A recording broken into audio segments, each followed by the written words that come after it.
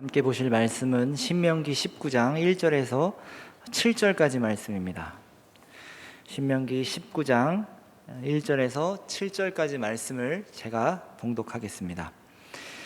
내 하나님 여호와께서 이 여러 민족을 멸절하시고 내 하나님 여호와께서 그 땅을 내게 주심으로 내가 그것을 받고 그들의 성읍과 가옥에 거주할 때에 내 하나님 여호와께서 내게 기업으로 주신 땅 가운데서 새 성읍을 너를 위하여 구별하고 내 하나님 여호와께서 내게 기업으로 주시는 땅 전체를 세 구역으로 나누어 길을 닫고 모든 살인자를 그 성읍으로 도피하게 하라. 살인자가 그리로 도피하여 살 만한 경우는 이러하니 곧 누구든지 본래 원한이 없이 부지 중에 그의 이웃을 죽인 일, 가령 사람이 그 이웃과 함께 벌목하러 삼림에 들어가서 손에 도끼를 들고 벌목하려고 찍을 때에 도끼가 자루에서 빠져 그의 이웃을 맞춰 그를 죽게 함과 같은 것이라. 이런 사람은 그 성읍 중 하나로 도피하여 생명을 보존할 것이니라. 그 사람이 그에게 본래 원한이 없으니 죽이기에 합당하지 아니하나 두렵건대 그 피를 보복하는 자의 마음이 복수심에 불타서 살인자를 뒤쫓는데 그 가는 길이 멀면 그를 따라잡아 죽일까 하노라. 그러므로 내가 내게 명령하기를 새 성읍을 너를 위하여 구별하라 하노라. 이 신명기는 이제 상당 부분이 이제 그 법적인 내용들로 이루어져 있습니다. 제가 이제 처음 대학 들어갔을 때만 해도 이제 이렇게 얘기하니까 벌써 저도 약간 라떼를 시전하는 것 같은 느낌인데요. 이제 이 전공 과목에 상관없이 이 법학개론이라는 걸 꼭 들었었어야 됐어요. 그래서 뭐 공학을 전공하든 이렇게 다른 어떤 걸 전공하든 근데 처음에 참 지루했던 기억이 있습니다. 이게 도대체 저 법이 나랑 무슨 상관이 있는가. 근데 이제 여러분들이 나중에 이제 운전을 이렇게 하시다가 혹은 교통사고라도 이렇게 나게 되면 법이라는 게 되게 중요한 거구나라는 걸 아마 이제 깨달으시게 될 겁니다. 굳이 이렇게 법을 전공하시는 분이시거나 이 법과 관련된 일을 하시는 분이 아니시더라도 왜냐하면 어떤 한 사회를 지탱하고 어떤 한 사회를 유지하는 데 있어서 그 사회가 얼마나 고급한 법적인 체계를 갖느냐에 따라서 그 사회 구성원들의 어떤 삶의 질이 달라지기 때문에 이제 그렇습니다. 기본적으로 이 법에는 이 금지 사항이 주로 있다고 이제 우리가 생각이 됩니다만, 기본적으로 법에는 이 법이 적용되는 공동체 일원들에 대한 권리를 보호하는 내용으로 이루어져 있습니다. 그게 전제되고, 자, 우리 대한민국의 헌법은 그 시작을 이제 다 그렇게 하죠. 우리는 자유민주주의 공화국이다. 그리고 모든 사람은 다 그 독특한 권리가 있다, 인권이 있다, 이런 내용이 보장된 다음에 자유민으로서 인권을 가진 한 명 한 명의 이 존재들이 이 사회 속에서 살아나갈 때 발생하게 되는 이런저러한 문제들에 대해서 이런 경우엔 이렇게 대처를 하고 저런 경우엔 저렇게 대처를 해야 한다라고 어떤 이제 법 체계가 그렇게 이루어져 있죠. 사실 이 신명기는 그런 면에서 이스라엘 사회의 어떤 그 나아갈 방향들, 또 이스라엘 사회가 폭력으로 망가지지 않도록 이렇게 보호하기 위해서 주신 하나님의 말씀이기 때문에 그런 어떤 법적인 어떤 그 효력들, 법적인 어떤 그 내용들, 표현들이 굉장히 이렇게 많습니다. 만약 이런 법들이 없었다면 르네 지라르라고 하는 그 유명한 그 학자가 이제 이야기하듯이 폭력을 계속 폭력으로밖에 되갚을 수 없는 인류의 비극이 끊기지 않았을 거예요. 그리고 그 폭력을 감추기 위해서 희생양, 그러니까 또 다른 폭력에 해당하는 폭력의 희생의 어떤 대상에 해당하는 어떤 그 다른 대상들을 희생제물로 삼아서 그 사회 안에 일어나고 있는 어떤 그 폭력적인 어떤 그 에너지의 분출을 그리로 이렇게 빼는 그런 행위가 사실 모든 문명권 속에 다 있다라고 하는 게 그 사람의 주장인데, 만약 하나님의 이런 율법, 그리고 이제 장차서 나아가 예수 그리스도의 오심이 없었다면 인류에게는 폭력을 해결할 길이 없었을 것입니다. 그래서 이제 그 사람은 이제 말년에 기독교인으로 개종을 하죠. 원래는 이제 그냥 유명한 학자였는데 원래 유명한 학자가 신앙이 없다, 신앙 갖기가 굉장히 어려워요. 그런데 기독교가 아니면 인류에게 해답이 없다. 이제 이런 마음을 이제 그 학자가 이제 가지게 된 것이죠. 이 신명기서에 보면 우리 지난주에 살펴봤죠. 너네 다른 민족이 하는 가증한 행위를 하지 말아라. 우상 숭배하지 말고 자식들을 이렇게 우상에게 갖다 바치는 일을 절대 하지 말아라. 그 우상 숭배라는 게 그러니까 뭘까요? 자신의 욕심을 이루기 위해서 그 어떤 방법도 동원하는 게 우상 숭배예요. 그 어떤 방법도에는 모두 포함이 되는 겁니까? 폭력도 포함이 되는 겁니다. 너희는 그렇게 할 필요가 없다. 너희는 내내 애굽에서 바로의 폭력에 의해, 애굽 사람들의 폭력에 의해 너희의 노동력을 착취당하고 너희의 생명이, 너희의 아들들의 생명이 정말 무슨 동물만도 못하게 취급받으면서 그 살해당하는 그 영아 살해를 경험한 그 민족이죠, 이스라엘이. 너희는 그렇게 폭력 속에서 너희는 살았었고, 이 세상의 원리는 폭력으로 지배하는 것이 이 세상의 힘의 논리지만, 내가 만드는 나라, 내 언약 백성들은 그런 논리로 살아서는 안 된다. 그래서 다른 민족들의 가증한 행위를 본받지 말라라는 말씀 뒤에 우리 지난주에 최춘만 목사님을 통해서 말씀을 우리가 들었듯이 선지자를 하나님이 일으켜 주신다는 약속이 나오는 거예요. 폭력이 아니라 하나님의 말씀이 너희의 삶의 중요한 기준이 되어야 된다라고 이렇게 하나님이 말씀하시는 거죠. 오늘 우리가 살펴본 이 본문 말씀도 굉장히 중요합니다. 이 신명기가 크게 세 단락으로 구분이 될 수 있다라고 전에 한번 말씀을 드렸었는데, 신명기 1장부터 4장까지가 하나의 묶음을 형성해요. 그런데 1장부터 4장까지의 마지막 강조가 뭐냐면 요단강 동편에 도피성을 세우라라는 이야기로 마무리가 됩니다. 그리고 이제 오늘 본문에서는 본격적으로 요단강이 이렇게 있으면 이제 동편 쪽은 이제 르우벤 지파, 갓 지파, 므낫세 반 지파가 속해 있던 지역이고, 본격적인 가나안 땅은 요단강 서편입니다. 그래서 이 요단강 서편에 너희가 이러한 곳에 도피성을 지어라라고 주님이 명령을 하시는데, 이 도피성 제도야말로 이 주님께서 이스라엘 백성들에게 주시는 율법의 정신이 굉장히 잘 드러나 있는 제도다라고 하는 것을 우리가 살펴볼 수가 있습니다. 자, 먼저는 인간사에서 비극적인 일, 원치 않는 비극적인 일이 일어날 수 있다라고 하는 것을 주님께서 감안을 하고 계신다는 거예요. 여기 이제 이 도피성이라는 건 뭐냐면 우발적으로 살인을 저지른 사람들, 소위 법적인 용어로 미필적 고의에 의한 어떤 그 살인죄를 저지른 사람들이 의도하지 않았는데 내가 어떤 사람의 생명을 다치게 했어요. 아니, 생명을 앗아가게 했어요. 죽게 만들었어요. 그러면 이에는 이, 눈에는 눈이니까 나도 그냥 그대로 죽어야 될까요? 그거 너무 좀 억울하잖아요. 그러니까 이런 상황에 어떻게 처리해야 할지를 보여주는 게 바로 이 도피성 제도인 거예요. 그래서 아주 구체적으로 표현하고 있죠. 4절 한번 다시 보실까요? 살인자가 그리로 도피하여 살만한 경우는 이러하니, 자, 도피성으로 살인자가 갈 수 있는 경우는 이런 경우다. 곧 누구든지 본래 원한이 없이 부지 중에 그의 이웃을 죽인 일. 그런데 어떤 일이 있겠는가? 가령 사람이 그 이웃과 함께 벌목하러 삼림에 들어가서 손에 도끼를 들고 벌목하려고 찍을 때에 도끼가 자루에서 빠져 그의 이웃을 맞춰 그를 죽게 함과 같은 것이라. 굉장히 구체적인 예가 있죠. 그래서 좀 약간 좀 재밌기도 하고 약간 유치한 감도 없지 않아 있습니다만, 이스라엘의 수준에 맞춰주시기 위해서 하나님이 아주 구체적인 예를 주시는 거예요. 꼭 벌목할 때 실수로 죽은 사람뿐만 아니라 이런저런 경우가 있겠죠. 나귀를 같이 타고 가다가 내가 나귀의 고삐를 확 이렇게 쥐었는데 갑자기 나귀가 뛰면서 거기 타고 있던 사람이 떨어져서 죽을 수도 있는 것이고, 우리 일상생활에서 이런저런 사고가 일어나듯이 이스라엘의 정황도 이 당시도 크게 다를 바가 없었던 것이죠. 근데 그렇게 했을 때에 그 실수로 사람을 죽인 자에게 책임을 어떻게 물어야 되는가, 사실 굉장히 까다로운 문제입니다. 그렇지 않아요? 사실 우리 중에서도 마찬가지입니다. 우리가 함께 같이 공동체로 모여 있고 서로 좋을 땐 참 좋아요. 그런데 내가 상대에게 고의적으로 악행을 저지르지 않으려고 하는데 사고가 일어나듯이 어떤 관계가 깨어지는 일들, 혹은 상대의 마음에 상처를 주는 일들, 그리고 서로 얼굴을 붉히는 일들이 공동체 안에서 일어나는 경우가 굉장히 많습니다. 주님이 그 경우를 감안을 하고 계시는 거예요. 자, 그러면 그럴 때는 어떻게 해야 되느냐? 도피성으로 피해 있으라고 해라. 왜 그러냐? 6절.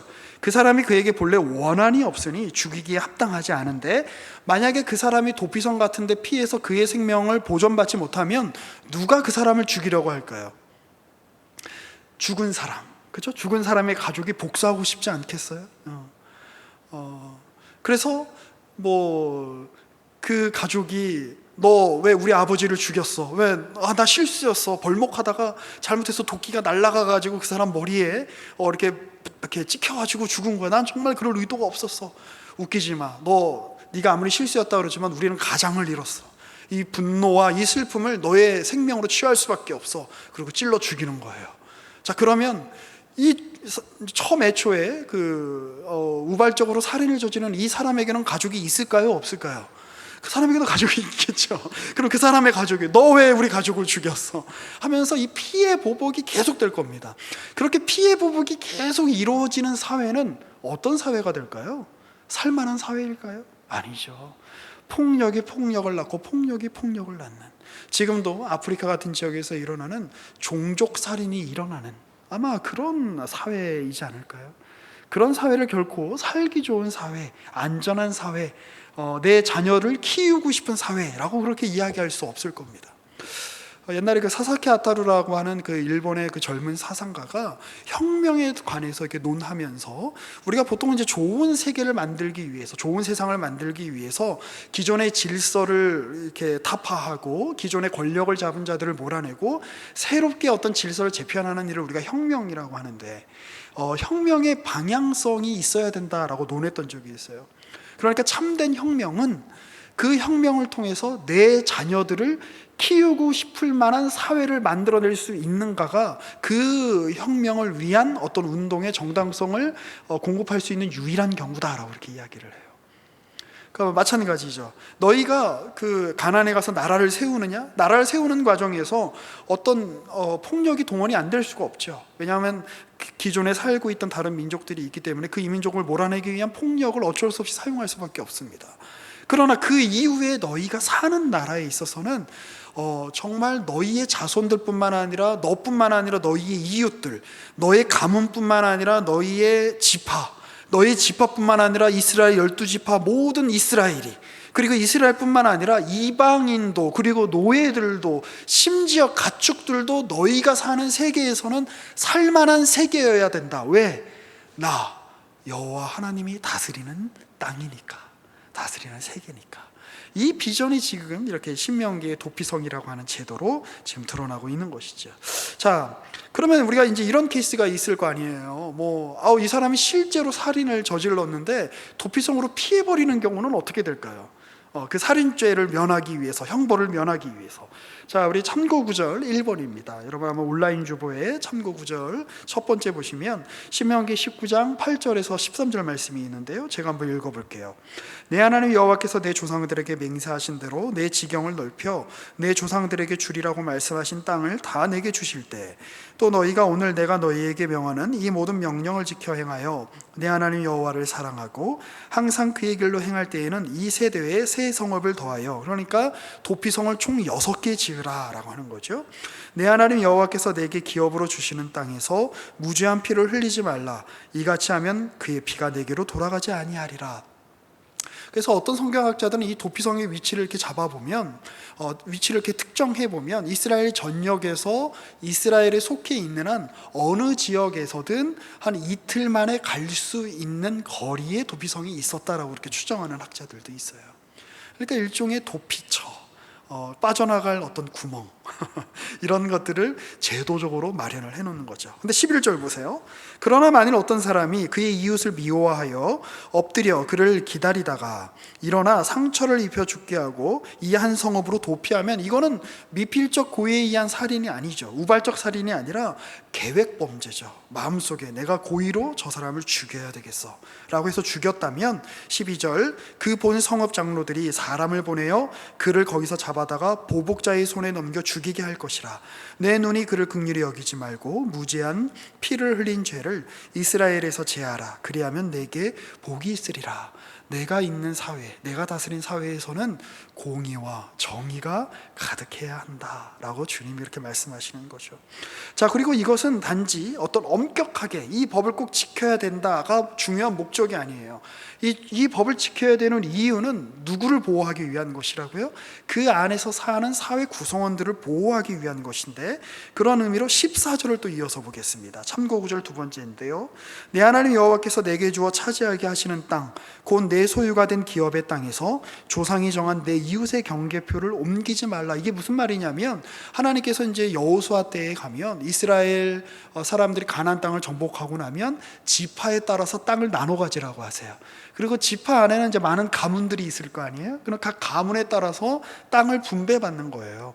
근데 지금이야 뭐 이런저런 공산품들이 있고 또 금융 경제가 있고 해서 이 경제의 어떤 양식이 굉장히 다양합니다만, 이 고대 사회에서는 이 경제, 뭐 지금도 그렇습니다만, 경제의 가장 근간이고 전부인 것은 뭐냐면 바로 밭, 땅을 기반으로 한, 어떻게 보면 경제 활동의 대부분이었어요. 그러니까 땅이 없다라면 경제 활동을 할 수 있을까요? 없을까요? 경제 활동이 안 되는 거예요. 그래서 내 조상에게 물려받은 땅이 내게 그대로 이어지는 것은 굉장히 중요한 문제입니다. 그런데 내 땅이 여기서 이렇게 경계편에 있는데, 최춘만 목사님이 저보다 키도 크시고 싸움도 잘하실 것 같아요. 예, 주짓수를 늘 하고 계시거든요. 제가 그래서 웬만하면 덤비지 않으려고 하는데, 최춘만 목사님이 저보다 힘도 세고 싸움도 잘하니까 제 땅을 뺏는 거예요, 이렇게. 그래서 이만큼 뺏어갔다고 한번 쳐보세요. 그러면 이런 사회에서는 어떤 일이 일어날까요? 여러분 한번 사고 실험을 한번 해보시죠. 그러면 이제 제 아들이 이제 힘을 키우겠죠.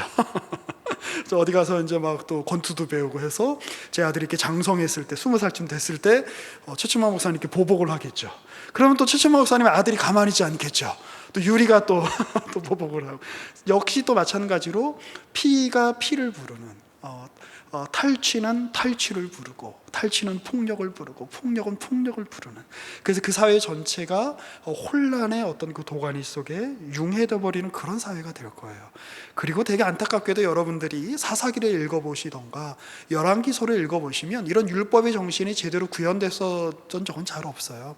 왜냐하면 인간의 본성 자체는 힘으로 그리고 폭력으로 내가 가진 것을 더 늘리고 싶어하는 게 인간의 본성이기 때문에 그래요.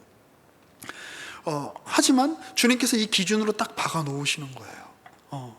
자, 너 상대방의 땅을 넘어가지 마라. 네가 아무리 재산이 많다 그래도, 네가 아무리 군사력이 있다 그래도, 네가 아무리 힘이 세다 그래도 상대방의 영역을 넘어가는 일은 누가 금한다? 왕 정도가 금하는 게 아니라 하나님이 금하신다. 그러니까 그 철저한 그 하나님의 말씀의 기준 속에서 살 때에 이스라엘은 그 전체로 그 평화를 누리면서 샬롬 가운데 그들의 삶을 영위할 수 있게 되는 것이죠. 자, 15절부터 또 한번 보실까요? 우리 참고 구절의 세 번째인데요. 신명기 19장 15절에서 21절 제가 또 읽어드릴게요. 사람의 모든 악에 관하여 또한 모든 죄에 관하여는 한 증인으로만 정할 것이 아니요 두 증인의 입으로나 또는 세 증인의 입으로 그 사건을 확정할 것이며, 만일 위증하는 자가 있어 어떤 사람이 악을 행하였다고 말하면 그 논쟁하는 쌍방이 같이 하나님 앞에 나아가 그 당시에 제사장과 재판장 앞에 설 것이요 재판장은 자세히 조사하여 그 증인이 거짓 증거하여 그 형제를 거짓으로 모함한 것이 판명되면 그가 그의 형제에게 행하려고 꾀한 그대로 그에게 행하여 너희 중에서 악을 제하라.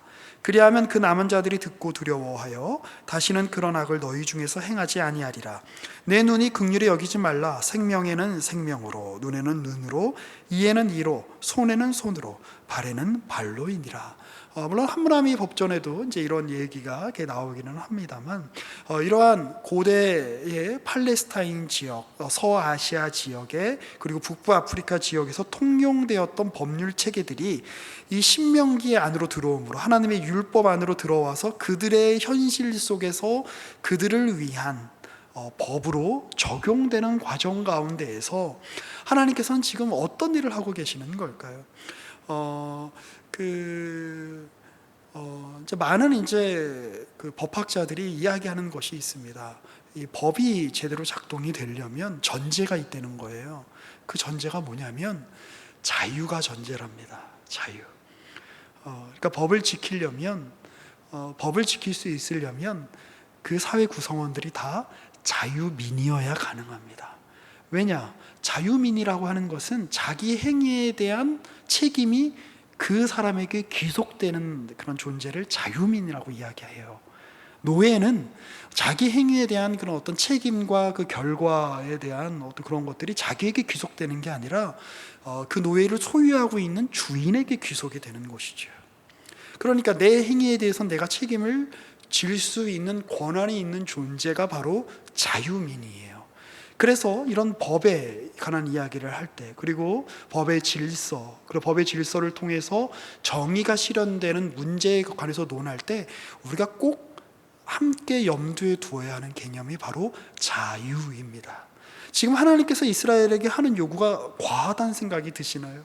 왜 이렇게 많은 걸 요구하지? 이런 생각이 드시나요? 기회가 되시면 대한민국의 헌법을 한번 보십시오. 나도 몰랐는데 나에게 요구하는 게 이렇게 많구나, 내가 누릴 수 있는 권리가 이런 거구나 라는 게 굉장히 상세하게 표현되어 있을 겁니다. 이스라엘에게 이런 법이 주어지는 이유는 그들이 이제 더 이상 바로의 노예가 아니라, 그들이 죄의 노예가 아니라, 세상의 노예가 아니라 그들은 이제 자유민이기 때문에, 하나님의 백성이기 때문에 이러한 명령들이 주어진다라고 하는 것이에요. 근데 전에도 한번 인용해 드렸습니다만, 그 존 스튜어트 밀이라고 하는 유명한 이제 공리주의 사상가가 영국의 그 자유론이라는 책에서 이제 그런 얘기를 해요. 자유의 문제가 참 중요하고 모든 인간이 다 자유를 누려야 되는데 문제가 하나 있다. 실력이 없는 자, 그 자유를 올바로 행할 수 있는 어떤 성품, 그리고 어떤 덕이 갖춰지지 않은 자에게 자유가 주어지는 것은 재앙에 가깝다, 이런 이야기를 해요. 그러니까 자유가 제대로 행사되려면 단지 법적으로 너는 자유민이야 라고 하는 선언뿐만 아니라 그 사람이 자유민이다라고 하는 스스로의 자기 정체성과 그리고 그 자유민으로서 그 자유를 누릴 수 있는 실력을 갖추어야만 그 자유가 그 사람에게 의미가 있는 거다라고 하는 거예요. 이거 신앙의 차원도 마찬가지죠. 신앙의 차원도 마찬가지죠. 사실 저희 교회는 굉장히 여러분들의 성도분들의 자유를 굉장히 존중합니다. 그러니까 가급적이면 강요하지 않으려고 해요. 그런데 때로는 이렇게 강요하지 않는 분위기가 무관심이나 내버려 두거나 아니면 마음껏 방종해도 된다는 메시지로 오해될까봐 사실 두렵기도 합니다. 하지만 그걸 감수하는 것이죠. 우리 스스로 판단하고 결정하여 갖추게 되는 실력, 그래서 스스로 무언가를 선택하게 되는 그 일이 우리에게서 가장 중요한 일이기 때문에 그래요. 자, 이스라엘의 예를 한번 들어보세요. 한번 떠올려 보세요. 홍해를 건넜을 때 얼마나 좋았습니까? 그래서 기쁨으로 찬양하고 경배하고, 야, 만나가 막 내리고 메추라기가 떨어지고 구름기둥 불기둥이 있고. 그런데 그 환희와 기쁨은 굉장히 짧은 순간에 지나간 것처럼 짧게 묘사합니다. 그리고 그들에게 내내 닥치는 시련은 40년 내내 하나님과 어떻게 보면 하나님의 그 요구를 감당하지 못해서 하나님의 뜻에서 벌어지고자 하는 그들의 욕망과 그들을 붙잡으시는 하나님과의 일종의 시소 게임이 40년 동안 벌어진 거예요. 그러니까 하나님의 뜻대로 자유민으로 선다는 건 굉장히 어려운 일이죠. 그런데 그들이 그런 자유의 실력을 갖추지 못한 채 가나안이라고 하는 땅을 받게 되면 어떤 일이 일어나게 될까요? 애초에 원래 가나안에 살았던 그런 이방인들과 똑같이 폭력으로 이 세상을 다스리는, 폭력이 전부인 그런 사회를 만들어버리고 말 겁니다. 그래서 하나님이 이 40년간의 시간들을 통해서 그들을 굉장히 혹독하게 훈련을 시키고 계시는 거죠. 존 스튜어트 밀의 사상을 이어가면서 또 이제 최근에 마이클 샌델 같은 분의 이제 사상에도 중요한 영향을 준 20세기 초반에 이제 하버드 대학의 법학과 교수였던 존 롤스라고 하는 사람이 있습니다. 이 사람은 또 그분의 자유론에서 뭐라고 이야기를 하냐면, 불평등은 자유에 있어서 아주 중요한 문제가 불평등이 없어야 된다는 거예요. 그러니까 모두에게 골고루 그 사회가 누리는 가치와 혜택이 골고루 돌아가야 되는데, 그래서 불평등이 없어야 되는데, 만약에 불평등이 허용될 수 있는 조건이 있다면 유일한 조건이 뭐냐? 그 사회의 가장 약자가 혜택을 보는 방식으로 불평등이 허용되어야 된다, 이런 이야기를 했어요. 굉장한 얘기죠. 굉장한 얘기죠. 결국 그 얘기는 뭐냐면 자유를 행사하는 것, 그리고 그 안에서 관용을 베풀 수 있는 것은 그것을 행사하는 사람이 웬만큼 내가 부유해, 내가 정서적으로 부유하고, 내가 괜찮아, 나는 다른 사람들에 비해 가진 게 많아 라고 하는 넉넉함이 없으면 그 자유는 행사될 수 없다는 거예요. 요즘 우리 사회가 왜 이렇게 팍팍하죠? 왜 우리 이방인에 대해서 자꾸 우리가 이렇게 배타적으로 우리는 생각을 할 수밖에 없고, 자꾸, 사실 그거 되게 바보 같은 짓이에요. 남자가 여자에 대해서 불편함을 느끼고 시기심을 느끼는 건 바보 같은 짓입니다. 여자가 남자에 대해서 또 그런 감정을 느끼는 것 또한 바보 같은 짓입니다. 성별이 다르다고 나와 다른 성을 가지고 있기 때문에 저 사람에게 해당되는 어떤 혜택이나 돌봄 때문에 내가 피해를 본다라고 하는 그런 의식은 사실 굉장히 가난한 겁니다. 제가 어렸을 때 이런 일이 있었어요. 초등학교 제가 한 3, 4학년 때쯤으로 기억을 하고 있는데,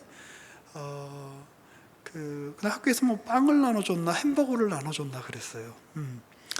그래서 이렇게 다 이제 하나씩 받아가지고 이렇게 먹을 수 있었는데, 옆에 있던 제 친구가 제 빵을 이렇게 뺏어갔습니다. 그래서 어떻게 했을까요? 그 친구의 입에 있는 거를 이렇게 끄집어냈겠죠. 아니요, 그냥 그래 너 먹어라 이러고 집에 왔어요. 제가 왜 그럴 수 있었을까요? 윤철교 목사는 어렸을 때부터 이미 굉장히 자비롭고 아주 뭐 그냥 은혜롭고 주님의 성품을 닮아가고 태어났을 때 뒤에 후광이 있었더라, 뭐 이런 그렇지 않습니다. 저도 아마 다른 거를 뺏어갔으면 아마 길을 쓰고 가서 뺏었을 거예요. 그런데 그때 저희 아버지가 햄버거 사업을 하고 계셨어요. 지금도 기억이 납니다. 마야 햄버거. 그 집에 늘 햄버거 패티와 햄버거 빵과 햄버거 속이 늘 가득했어요. 그러니까 별로 너 햄버거 먹고 싶으면 먹어라, 나는 상관없다. 여러분, 우리가 언제 넉넉하게 볼 수 있을까요? 우리가 언제 상대에 대해서 관용을 베풀 수 있을까요? 그래서 폭력을 폭력으로 갚지 않고 넉넉함으로 갚아줄 수 있을까요? 우리가 부자라는 사실을 깨달을 때 가능합니다. 그런데 우리가 이 부자라고 하는 사실은, 우리가 지금 살고 있는 세계의 이 언어 속에서는 이 부자라는 개념, 넉넉하다라는 개념이 지극히 시장 경제적인 자본주의적인 물신주의적인 언어만으로 지금 규정되고 있어서 문제인 거예요. 마치 우리의 의식 속에 이렇게 홈이 하나 이렇게 파져 있는 것과 이렇게 비슷한데, 평소엔 괜찮아요. 그런데 땅에 이렇게 홈이 파져 있으면, 예를 들어 가운데로 이렇게 홈이 파져 있다고 합시다. 비가 내리면 그 홈 속으로 이렇게 강물이 이렇게 돼서 흘러가겠죠. 마치 우리의 의식 속에는 그런 홈들이 여러 개가 이렇게 파여 있어요. 그거를 조금 다른 말로 저는 문화라고 생각합니다. 그리고 도덕이라고 생각합니다. 법이 잘 작동하기 위해서는 그 밑에 도덕이 작동을 해야 돼요.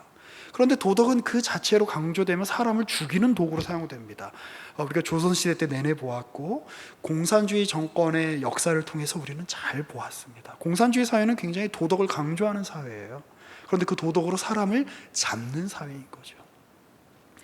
그리고 그 도덕이, 건강한 도덕이 형성되려면 그 도덕을 뒷받침하고 있는 문화가 건강해야 됩니다.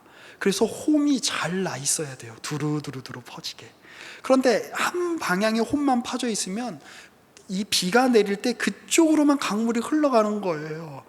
풍족하게 이 논 곳곳에, 밭 곳곳에 물을 댈 수가 없는 거예요.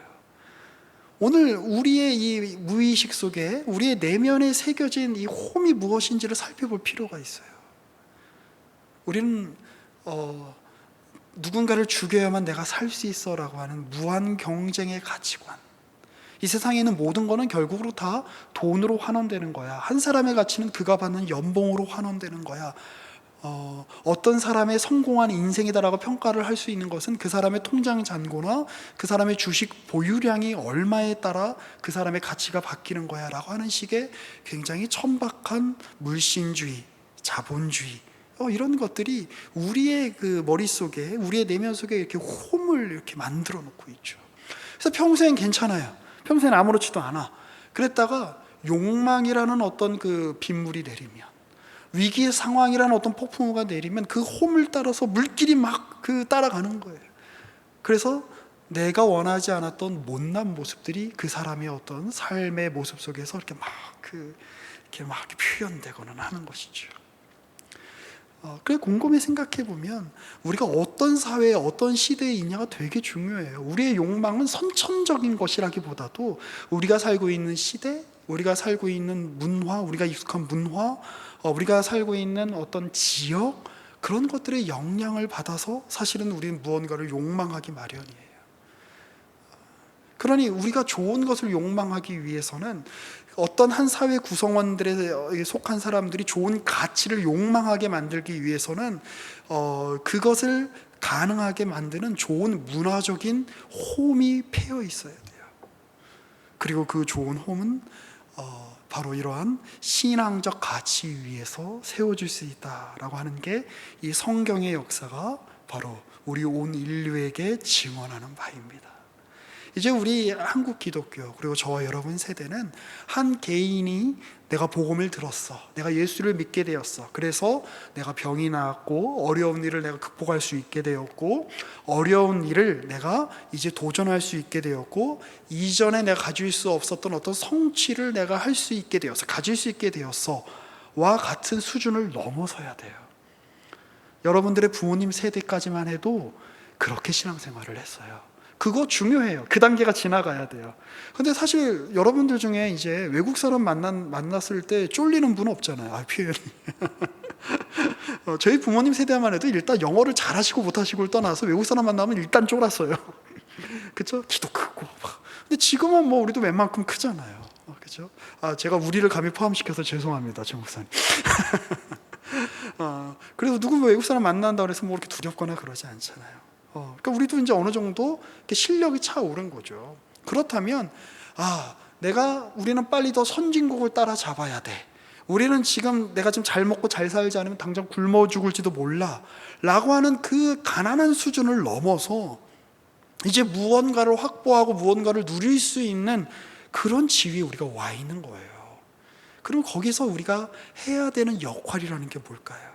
이제 우리가 고민해야 되는 것은 바로 조금 어려운 말이 될 수도 있겠습니다. 그래서 사실 이 얘기를 할까 말까 고민을 많이 했어요. 그러나 저와 여러분이 함께 감당해야 되는 우리 시대의 사명이라는 생각이 들어서 좀 이런 표현을 좀 제가 사용하는 걸 양해해 주십시오.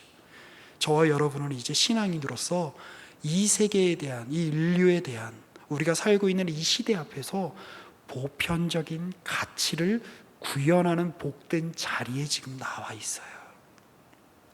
보편적 가치라고 하는 것은 무엇이냐?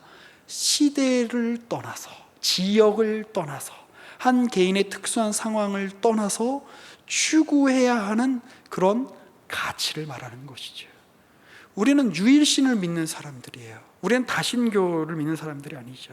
이런 상황에서는 이 신, 저런 상황에서는 저 신, 그게 무슨 얘기예요? 이 상황에서는 이 신으로 표상되고 있는 가치가 중요하고, 저 상황에서는 저 신으로 표상되고 있는 저 가치가 중요하다라고 하는 일종의 상대주의입니다. 그런데 우리는 유일신 하나님을 믿어요. 우리는 참신이 하나님밖에 안 계시다고 믿어요. 그 얘기는 뭐냐면 모든 인류는 추구해야 되는 공통의 가치가 있다라고 하는 것에 대한 일종의 간접적인 선언이에요. 그렇다면 우리가 보여줘야죠. 우리가 예수를 믿기 때문에, 우리가 신앙을 가지고 있기 때문에 다른 사람들에게 민폐가 되고 다른 사람들에게 불편함을 끼쳐주고 다른 사람들의 눈총을 받는 그런 길이 아니라, 나만 잘 살면 돼, 우리만 잘 살면 돼, 우리끼리만 우리가 행복하면 돼, 그것이 아니라 우리가 이 땅에 존재함으로 말미암아 하나님이 창조의 때에 의도하셨던 그 인간성의 보편적인 가치들이 어떻게 우리의 세대에, 우리의 삶 속에서 부분적으로나마 실현되고 성취될 수 있을 것인가? 우리 그 싸움을 싸워야 되는 것이에요. 예수를 믿지 않는 이들도 존속살인 사건에 대한 이야기를 들으면 눈살을 찌푸리고 인간이 어떻게 저럴 수 있는가라고 이야기합니다. 철저한 극단적인 진화론자들도 종족 살인이 일어났고, 그리고 어떤 연쇄 살인을 일으키는 사람들을 보면서 저거는 인륜에 어긋나는 일이다, 때로는 천륜에 어긋나는 일이다라는 그런 표현도 씁니다. 그 얘기는 무엇입니까? 하나님이 우리 인간을 만드셨을 때에 하나님께서 우리 인간의 마음 안에 심어두신, 인간이라면 응당 이러해야 한다라고 하는 보편적 가치들이 신앙이 있건 없건 인간의 마음속에 내재되어 있다라고 하는 것이지요. 그리고 그러한 것들이 어떻게 구체적으로 하나님의 말씀과 만나, 창조주와 만나, 원제작자와 만나, 원래 이 인간 프로젝트를 기획하셨던 그 기획자와 만나, 죄로 어그러지고 인간이 망쳐놓았던 그 프로젝트를 회복시킬 수 있을 것인가? 이 사회를, 이 시대를, 이 인류 공동체를 어떻게 하나님이 원래 창조할 때 의도하셨던 그 빛나는 그 창조의 그 숨결, 창조의 그 대기가 흘러넘쳤던 그 영광스러운 그 시절로 다시 복원할 수 있을 것인가? 주님이 우리와 함께 그 길로 가자라고 우리를 지금 부르고 계신 것이에요. 그러니 예수를 믿는다라고 하는 거는 나 혼자 예수 믿고 나 혼자 천국 간다, 이런 정도의 개념 훨씬 이상의 것이라는 것을 여러분들이 기억하셔야 됩니다. 여러분들의 자리에서, 세상 사람들하고 똑같은 조건 속에서, 취직이 되지 않고 막막하고 그리고 복잡한 현실 속에서 우리가 다 겪고 있는 거잖아요. 코로나 예수 믿는다고 비껴나가지 않습니다. 우크라이나 전쟁 사태로 인한 이런 어떤 경제적인 어려움, 이 전 세계 혼란스러움, 예수 믿는다고 비껴나가지 않습니다. 그 혼돈 속에서, 이 복잡한 슬픔의 바다로 가득한 이 세계의 현실 속에서 어떻게 창조주의 빛이 비춰진 인생이 얼마나 놀랍고 존귀한 삶을 살 수 있는가, 그거를 보여줄 수 있는 존재는 우리밖에 없다라고 하는 것을 기억하실 필요가 있습니다. 그러니 이러한 모든 명령의 핵심에 이 명령이 있는 겁니다. 마지막으로 신명기 6장의 말씀을 읽고 말씀을 마무리하려고 합니다. 참고 구절 네 번째입니다. 신명기 6장 4절에서 9절인데요. 여러분 우리 같이 한번 읽어보았으면 좋겠습니다. 시작. 이스라엘아 들으라. 우리 하나님 여호와는 오직 유일한 여호와시니 너는 마음을 다하고 뜻을 다하고 힘을 다하여 내 하나님 여호와를 사랑하라. 오늘 내가 내게 명하는 이 말씀을 너는 마음에 새기고 내 자녀에게 부지런히 가르치며 집에 앉았을 때에든지 길을 갈 때에든지 누워있을 때에든지 일어날 때에든지 이 말씀을 강론할 것이며 너는 또 그것을 내 손목에 매어 기호를 삼으며 내 미간에 붙여 표로 삼고 또 내 집 문설주와 바깥문에 기록할지니라. 우리가 비록 이 고대 이스라엘 사람들처럼 문지방에 그리고 우리의 몸에 이 말씀을 우리가 써서 다니지는 않습니다. 그러나 우리는 우리 마음의 신비에, 우리의 마음판에 이러한 주님의 말씀을 새기고 사는 사람들입니다. 무엇보다도 여러분, 우리 하나님을 사랑하십시오. 그분의 음성에 귀를 기울이십시오.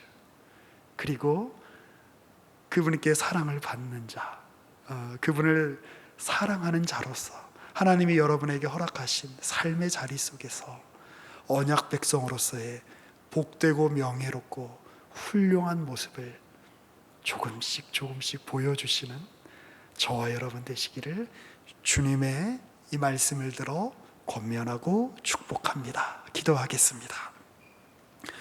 주님, 우리의 삶의 모든 실천이 우리가 지니는 가치관에 근거하여 있고, 우리의 가치관은, 그리고